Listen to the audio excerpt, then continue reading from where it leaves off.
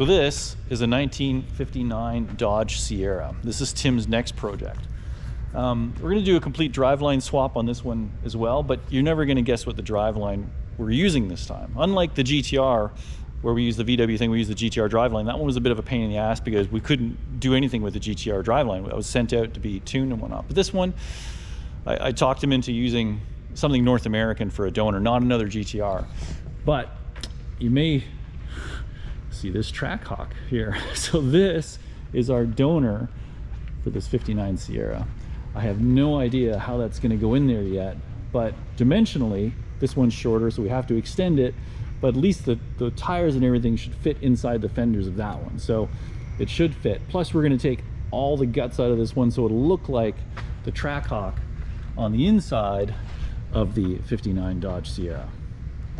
I have no idea how it's gonna go together yet.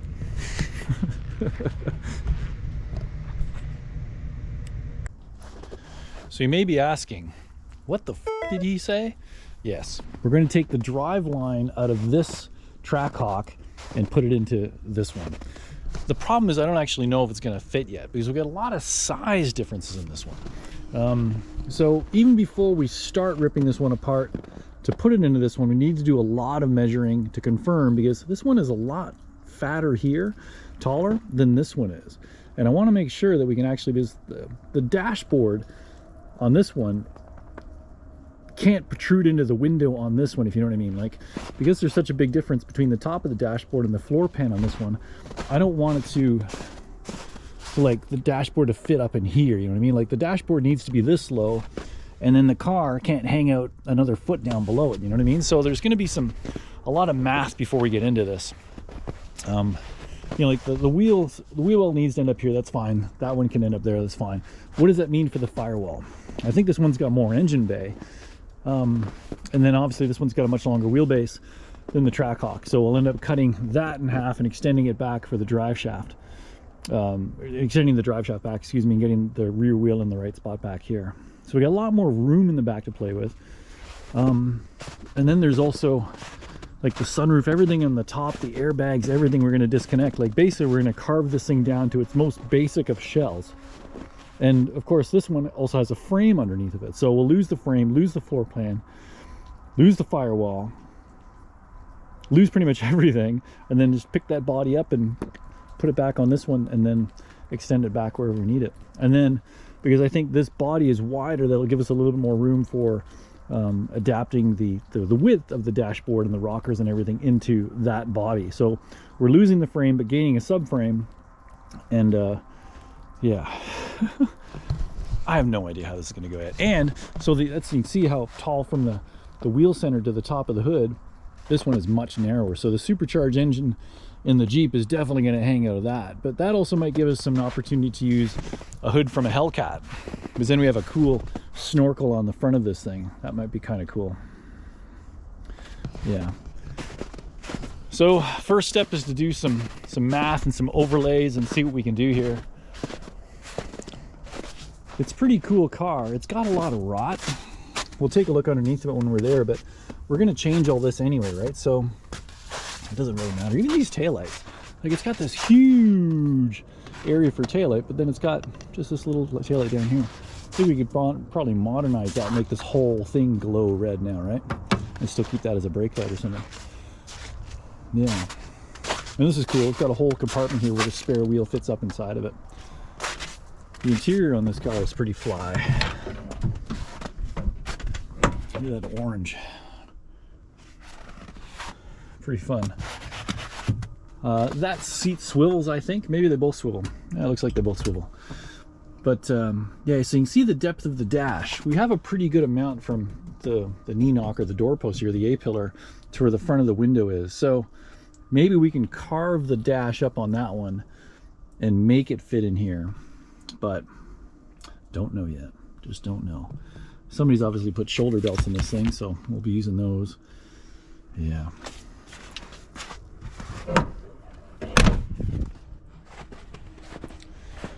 Man, Tim loves wagons. He loves these four-door wagons, and he's been collecting them, just like the Nomad we just finished, right? So I think they're cool. I think they're cool for sure. Yeah, it'd be easy just to pull the motor out of this thing and stick it in there, but he bought this whole thing just as a donor for that. So we got to use as much as we can from this and stick it into there. I like all that green glass. It's got a green hue through the window there. Anyway, all right, let's take some pictures and do some overlays and see if we can get this thing to work on paper. All right, so as you can see, we've had a hell of a lot of snow lately. That's like, we've had over 20 inches in the past, I don't know, 2 days. Anyway, so I've gotten all the measurements from that car that I possibly can think of, and we're actually pretty good. So what I did is I pulled the dash off the Trackhawk. You can see it right there. That was a cow to get off. It's unbelievable. Fortunately, I just downloaded all data and told me what to unbolt and what not to unbolt. So you can see, let's jump right into it, literally. The old dash used to come up to like here, and then it would come up a little bit. And this is what I was talking about, that distance here. And you can see the top of the unit there, where all the vent tubes for the face vents and the defrost come out of, right? So if I can cut the dash down to here, it actually works out better. So let me show you some of the numbers here. We'll get into that one in a minute. So from the front wheel, we can't change that on the Sierra or this one. To the doorpost, we have 29 inches, and that's where the Sierra is. So that's actually in a pretty good spot, considering on the Dodge it's got the door seam, and then it's got those knee knocker things that come up a little bit, and they actually work out pretty good because the dash comes over to here on this one. So that would actually work out, I think, ish, but the doorpost actually lines up with this doorpost. Close enough, but you know. And then the edge of the back, or the front door, beginning of the front door or rear door, the back of the front door, the beginning of the front door on the Dodge, the rear door is 71 inches, and you can see where that is. And that is also right on the doorpost. So that lines up. And then 107 is actually the back edge of the second door on the Sierra. So those actually do coincide. And then you can see the center of the rear wheel is at 123 inches, and that's about 10 inches from the center of this one. So we'll have to stretch the body here somehow, maybe through the floor of the passenger or the rear seats. Still don't know yet. But anyway, it's close enough. I think I can make those dimensions work just fine. Inside, so remember my big concern was getting the dash low enough so it's not in the window of the 59. We can't change the position of the column. We can't change the position of the bindle for the gauges and whatnot, and we can't change the height of the infotainment system here. But there are a couple of similarities here, and that's from the floor to the top here. The Sierra is 42 inches, and the Trackhawk here is actually 42.5 inches. So it's actually pretty close. So, but the nice thing from the floor to the top of the Trackhawk is, what is it? 29 inches. And on the Sierra, it's 27 inches. So this part here is actually really close. And the other cool thing is the width. So measuring the body seam here from side to side on the Trackhawk is, what was it? 60.5 inches, 60 inches, right? But on the Sierra, it is 62 inches. Yeah, 62 inches. So it'll actually sleep. If we cut the whole track off from here out, and this seam is continuous down the whole thing, if we cut it from here off, the Sierra body will actually sleeve right over top of here quite nicely. And then we get rid of this. I don't know, we'll probably end up lowering it down as much as we can. Like if we, on the Dodge, the Sierra, if we cut everything off below the window lip and lower it down as far as possible, at least till we get the floors to line up, then I can just graft the firewall onto that window lip, and I think we'll be fine there. And then I have to re-weld all this A-pillar structure and whatnot. But the other interesting thing is this. So the battery on the Trackhawk is kept in the floor here. And that means from basically the floor to the bottom of this thing is like 10 inches. But on the 59, from the floor to the bottom of the frame, it's like 7 inches. So that's where I'm gonna have to make up the room here, I think.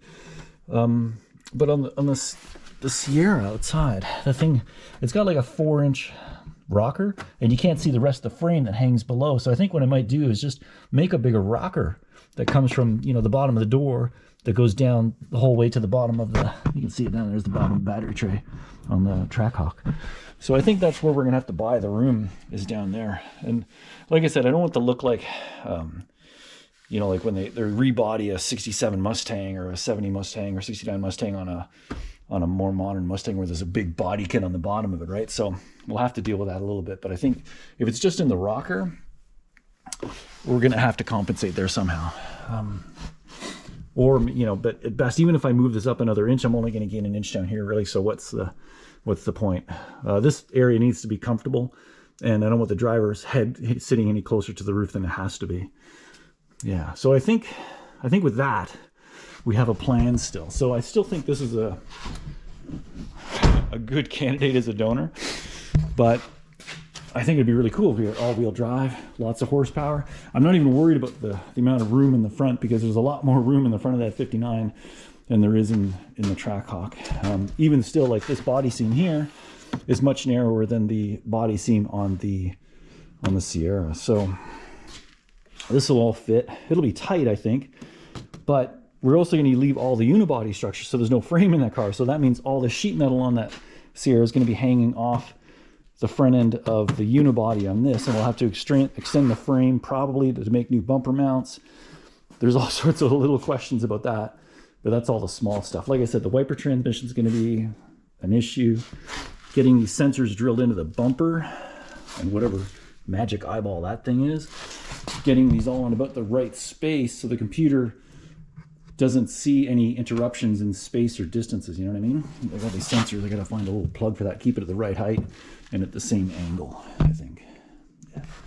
And then maybe the trunk floor or the back floor can be at the same height. Like maybe I can use part of this and line it up with the one in the Sierra. I don't know. So I think we have a pretty good plan going forward. I don't know if we should cut this one apart first or cut the wagon apart first. But this one is in the shop, and right now it's kind of immobile because I've removed everything. And I think we're going to be disassembling this one first. Let's get cutting.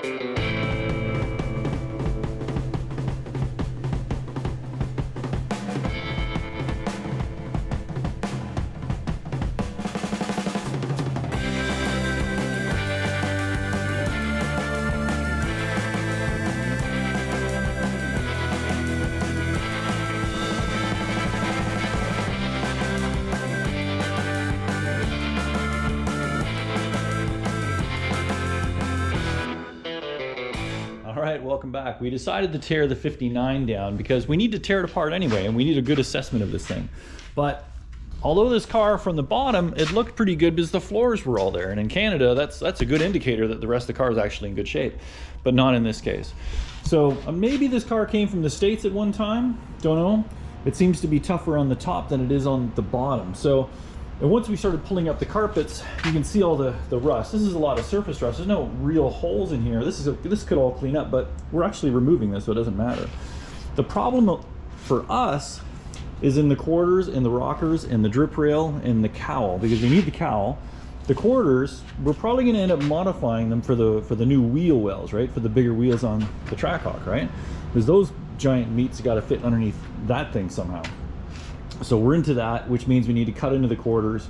And this car should have had trim on there. And we can see, you can see probably there's a little blister right there. Maybe if I move it around, you can see there was trim that went through here and all down the side. And we figured there was probably, that was mudded up. Because you take a magnet, it sticks here, it's gone here. There's no magnetism whatsoever, and then it picks it up again around the wheel well. And the fact the wheel lip is here is actually a good indicator. We thought, wow, this car is actually really solid. But, so, in taking the taillights off, you can see this car is full of foam. This entire quarter from this end all the way to the other end is packed full of foam. And same thing on the other side. You can see it break some more off here. Just foam. It's old foam, but because we have to cut this car apart, I'm worried about setting this stuff on fire. And check this one out too. It goes all the way to the front. This is some of the internal holes here, and you can see more foam all the way down. And then inside the rocker, somehow they've managed to pump foam all through there. Crap.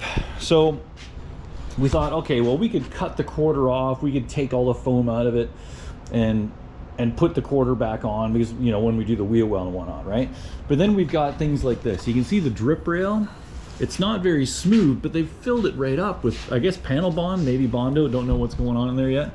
So there's a lot of suspect here as well. Taking off all the trim, you can see the level of rust in here. Maybe a little dark for you to see there, but this part's not so bad. But if we're gonna paint this car nice, I need the paint to stick to something, and I can't have all these rusty surfaces in here. And this is the worst part of it. The cowl is actually off right now. Dan buzzed the cowl off, because we need to fix this anyway. So took it off, undid the spot welds, and we're repairing these sections right now. But this went right into the car, so no matter, when the car was on the road before, the water would just come off the window and actually just run right into the cowl. So that's gone. And we've got some holes up in this lip too, so we're gonna have to fix that. But because this car has got the foam all through there in the quarters, and we're gonna have to modify it, and it's got the rusty surfaces, I'm sort of thinking we're gonna acid dip this car. TBD there yet, because I gotta talk to a couple different places. If I send it out for acid dipping, they can get the paint off, they can strip it down. We'll drill some holes in the quarter so the foam runs out. I think that's pretty straightforward. But then they can neutralize it, but then we're gonna get a car back in raw metal, right? But what I'm looking for now is a company that can do the e-coating as well. So once it's been neutralized, they can wash it, and then they can dip it back into a tank of black paint, and then we get a car back in black. So I'm shopping around trying to find a place to do that right now as well. So, and then we've got a brand new body shell that we can rework. I don't want to sandblast it, because, you know, sandblasting on panels will warp everything, and I won't get any of the foam out of here. So, like I said, it's either sandblast these smaller areas and deal with them, and cut the quarters open and defoam it. Same thing with the rockers. Yeah, or just sit here and start an acid dip it, or sit there and start blasting the areas we need, because like, we're not going to use any of the firewall. The only part of the cowl we're going to use, like our rough cuts, are going to be like from this edge across to this structural member, and that's all we're going to keep here. And then we're going to slowly lower it over top of the Trackhawk there. So I'm at a crossroads with what to do as far as the rust goes. So Dan's already started repairing some of the upper sections there now. Yeah. Other than that, you can see that there's another hole right there. More foam. And it's got a pretty solid feeling. I guess it would float if it was ever submerged, maybe. So that's where we are now. Let's see if we can find a company that's close, that can get us an e-coating. There's 3 companies I need to contact now and see today, and see what I can do there, and see what we can do, because I don't want to send it up for acid dipping quite yet, because we're still not sure if, I mean, we're going to make it work with that. That's fine. So if we cut the floors out and weld all the crossbars in here, it's not as easy to transport. But if I leave the floors in it and actually use the chassis, I can actually just put the whole frame on the trailer, put some eye hooks on here, or eyelets or whatever, and make some good sling points. So when we get to the acid dipping place, we can just sling it up with a forklift and actually just use the chassis to transport the body. And when it's done, we just bring the chassis back, we put it back on and drag it back. And I think that'd be a really handy way of transporting. Then we don't have to build a dolly for the whole frame, and leaving the floor in it would make it easier to transport. So that's where we are. So I think we've determined that we're going to go the acid dipping route. I'm still working on logistics because the only place I can find that's close to us is in Michigan. So that means I gotta load this thing up and cross the border with it and then drop it off, and then 4 to 6 weeks later go down and pick it up again. So that's gonna be like a 6-hour day one way. So I gotta figure this stuff out. But I still think it's the best option for this, because look what we've discovered. Dan's been doing some grinding on these quarters, and yeah, this is pretty interesting. So again, this car looks really solid on the floors, right? Like the floors from underneath, the floors from the top look okay, except for these weird bolt-in sections down the side here, right? First we were starting to think this is factory. I mean, maybe it still is, because there's an angle, piece of angle iron in here that go, but the bolts go all the way underneath this doorpost, like they're in there, right? So I don't think somebody did that. I think that's maybe factory. But it does have some issues. So that little blister in the Bondo that you saw earlier, this actually looks like a coin or something's glued to it. It's not welded, maybe it's bonded to it, but I can't get under it with my finger. And then you can see all the other trim holes. Like this car used to have a descending trim line, and then it popped up at the back. So we know those holes are gonna be there. That one was interesting though. And then we got some damage. Even where it was blistering down here, there's no actual holes, but here you can start to see there's a big hole with the foam in there. And we got some rot here, that's fine. But this car is also very heavy. And we're starting to understand why, because there's been some damage here. This panel is actually concave under here, and rather than pulling it out, of course, they just radiused it off with some cheese in there. All the way through, this thing's got, like that's a 1/4 inch. There's some more damaged sheet metal in there, and of course there's more holes. I'm actually starting to wonder if the holes that were there are maybe created from the foam holding water and then rotting the metal from the inside out. Because normally when you see rot like this, you'll see some rust on the outside here, but there's no rust on the outside, it's all on the inside. So it looks like maybe this car was brought down to bare metal, then they bonded over top of it, but they had the foam inside, and maybe the foam is holding water, because this foam, there are some signs of the foam holding water, and I'll show you those in a minute. But on this side, it gets even crazier. So again, little Bondo excavation here, trying to figure out how deep it is mostly. But look at that one. That's a huge cavity of no metal, and they've just backed it up with bond or the foam and then bonded over top of it. So I was worried about, if we do the acid, how the old foam and the old stuff's going to come out of this body. But I think with these holes in here, it's just going to drain out fine on its own. So we'll think maybe we'll end up cutting a couple more holes and a couple more lower points just to see. But so on this car, it has a spare wheel in the rear quarter here, right? I was just over here looking at it, but this panel here is actually on the bench. So when Dan took this one off, he couldn't believe the weight of this thing. So that is easy 35 pounds plus.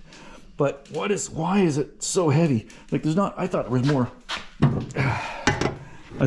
Bondo in there than that. But you can still see the rot. But what you're seeing here, that dark spot is actually foam, but it's full of water.